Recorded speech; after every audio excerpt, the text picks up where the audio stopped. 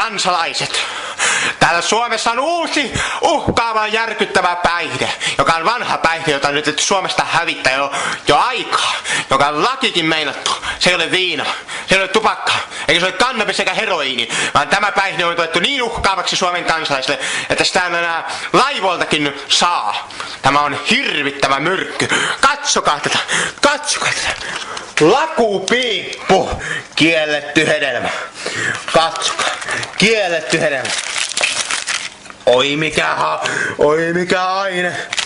Lakupiippu, lakupiippu, kattokaa mikä myrkyllinen. Oho, tämmöinen kielletty hedelmä, huhhuh. Katsokaa, tämä minun ystäväni, tämä kuvaa tämän hetki kun minä nautin tätä kauheata tuohon, katsokaa. Nämä aromit sekoittavat minun pääni. Katsokaa.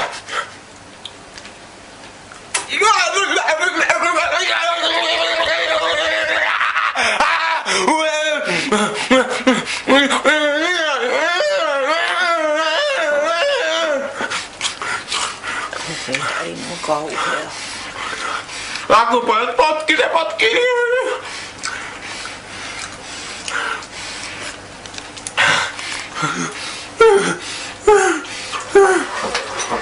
Nyt ymmärrätte, miksi lakupiippu pitää olla kielletty.